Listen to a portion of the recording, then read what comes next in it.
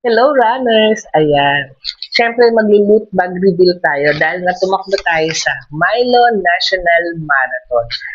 Sis, ito muna ipapakita ko sa inyo dahil ito ang pinaka-aabangan ng lahat. Itong finisher medal ng 10K, mga kasisa, talagang pinaghandaan ko itong event na 'to. Talagang nagpahinga ako, talagang nag-ipon ako ng lakas para makakuha ako ng finisher medal ng Milo National Marathon.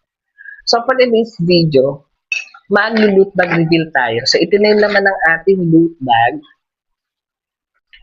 Meron tayong pamaypay, ayan, na nakuha natin sa pila. Oo, dahil may lumalapit dun si ate, nagpapa-survey. And ito na mga kasi naman ng loot bag natin. Meron tayong Purina Vegan, may dog food. O, di ba, mga kasi talagang favorite to ng mga aso ko. And then, meron din tayong Optimum ng Nestle. Ayan. Di ba, ang dami naman ng loot bag mga kasi sa. Siyempre, meron din tayong cup. Dahil nga mga kasi sa 10km, may kasama na siyang cup. Meron din tayong Milo Stay Active. Para siyang cracker. So, masarap itong para siyang cereal na lalagyan mo siya ng Milo. And then, meron din tayong 3 pack ng Milo powder. Meron tayong Nescafe Ice Block. Nakakaloka, meron tayong kasamang Magic Sarap. Kasi sponsor yun mga kasis.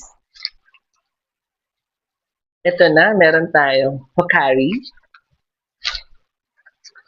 At, ano to, Healthy Pure Water. Meron tayong Face, Skin.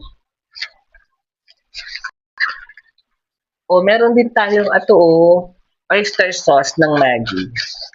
Meron tayong KitKat. 2 KitKat. Tapos yung ito, yung Reeve 20%. Talagang hindi nawawala sa loot bag to mga kasis. Ay, nakakaloka. 3 naman pala yung KitKat natin.